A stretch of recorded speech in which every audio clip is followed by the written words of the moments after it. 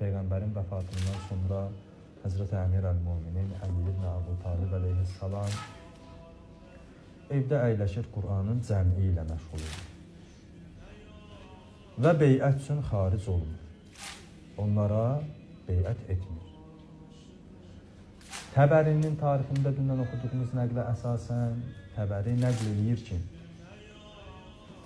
Əbu Bəkr Ömər ibn Xəttabı bir dəstə insanla Əlinin evinə göndərdi.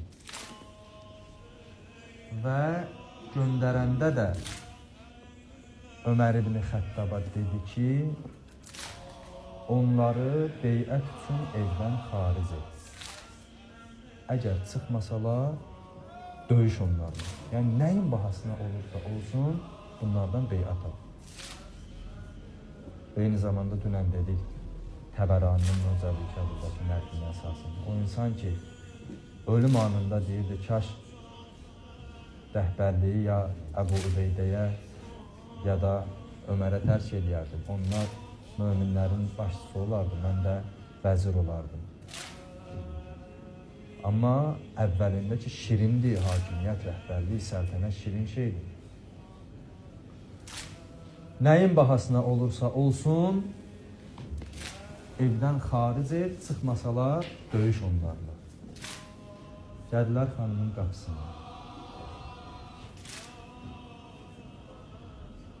Çöldən, evin xaricindən odun cəm edib qapıya.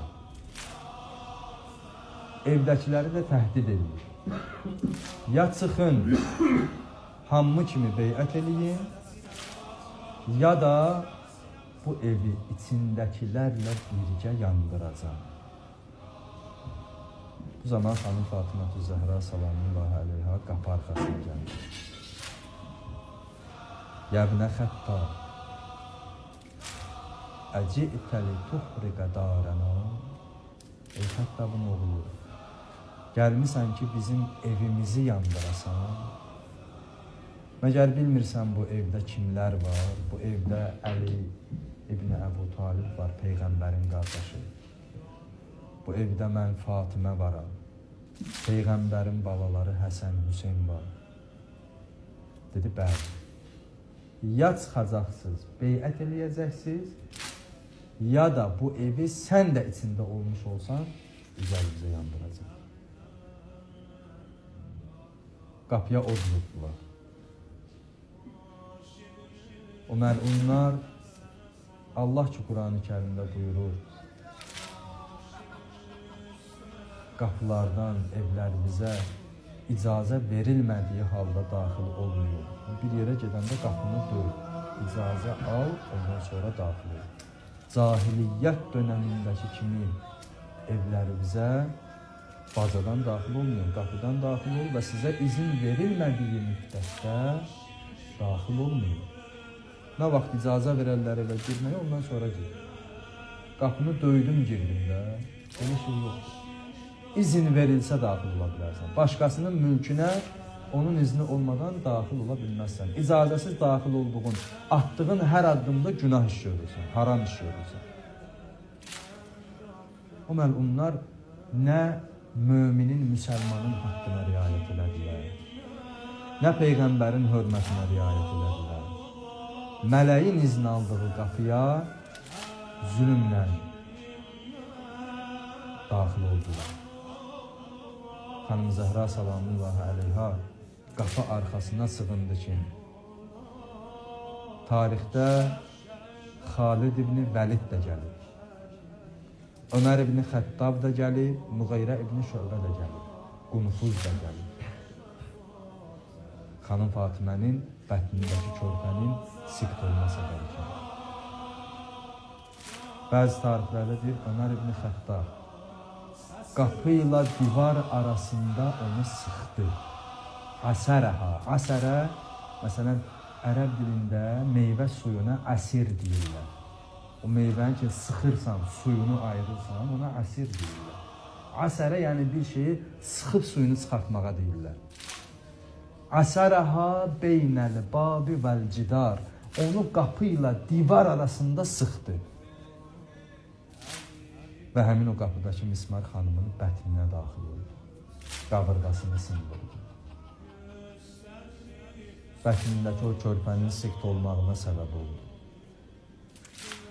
Qapı ilə divar arasında fəryad edirdi. Va əbəta, va Muhamməda, ey ata.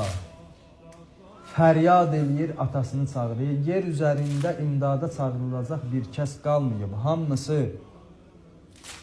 zülmə məruz qalaraq aciz şəklə salınıb. Xanım Zəhra salamullahi əleyha o halda dünyasını dəyişmiş atası Peyğəmbəri fəryad eləyir, imdada çağırır ki, gör sənin ümmətin məndən necə davranır. O od vurulan qapıda, bir qapıya od vurulsa, alov həmin o mismarı qızdırar da isidər. Yəni xanım Fatimə Zəhranın o bəhtinə daxil olan mismar həm də qızmış, odun təsirindən qızmış o mismarı idi ki, Həzrət-i Muhsinə nəinki o mismar batdı, həm də dağ vurdu xanım Zəhranın qəlbinə və o 6 aylıq ana bətnindəki körpəyə. Və ki, həmin o körpə siqt oldu, xanım Peyğəmbəri fəryad edirsən. Evdə olan xadimələrdən bəzilərində Fizzə deyilən, bəzilərində Əsma deyilən. Bir mən eşidirəm, Fatimə fəryad edir, evin içində axtarıram ki, evi də dahi üstü basır. Evin içində axtarıram, tapa bilmirəm ki, haradadır Peyğəmbərimiz? Qapı ilə divar arasında fəryadının ucaldığını gördüm ki, va əbətə, va Muhammədə. Onda bildim Fatimə qapı ilə divar arasında qalır. O halda yıxılıb yerə gələn gedən üstündən ayaqlayır keçir Peyğəmbərin qızını. Qərəz yetib o zaman ki, zaman yıxıldı yerə, məkanı eşqidə bir laməkan yıxıldı yerə. Xanım Zəhra salamullahi əleyha yıxılır yerə, gələn gedən də təpi vurur, üstündən ayaqlayır keçir. Sanki bu 2 ay bundan qabaq Peyğəmbərin zamanında izzətlə, hörmətlə insanlar içərisində olan insan deyil. Peyğəmbərdən sonra alçaltmağa çalışdıqları bir insandır. Açıldı beyti imamət, baş açdı huri mələk. Qapı dalında qalan qəhrəman yıxıldı yerə. Nə şücaət göstərmişdi xanım Zəhra salamullahi əleyha. O halda bətnindən körpəsi düşüb. Qabırğasını mismar sındırıb, Əmir əl-Muminini zülmlə apardıqlarını görəndə evdən xaric olurkən qoymaram əmin oğlunu aparıb öldürəsiz. Bilirdi ki, mətləb hara gedir.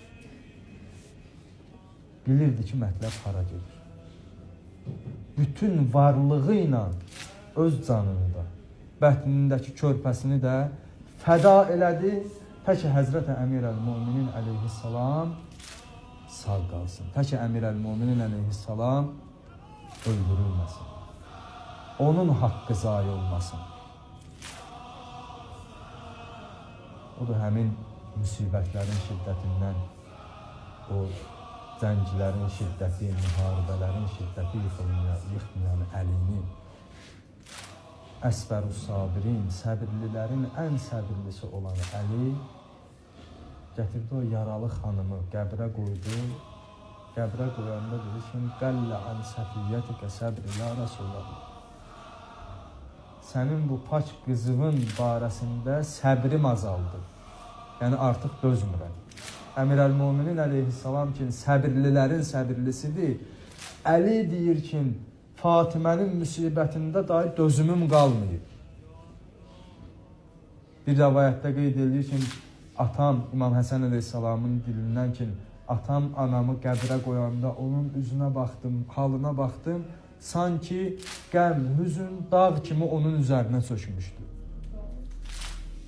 Müharibələrdə dərd, qəm görməyən, ağrı, acı yaşamayan Əli ibn Əbu Talib xanım Zəhranın müsibətindən elə sarsılmışdı ki, Peyğəmbərdən başqa şikayət etməyə bir insan tapmırdı ki, sənin Səfiyyə, paç qızının müsibətində səbrim daraldı. Ya Rasulallah, ondan, o həyalı qızından soruş. Soruş səndən sonra ona bizə nə zülm etdilər. Balaları İmam Həsən, İmam Hüseyin əleyhissalam buyurur: ey ana, cəddimiz Rəsulullahla görüşəndə ona bizdən salam de, denən biz səndən sonra yetim, qərib olduq bu Mədinədə.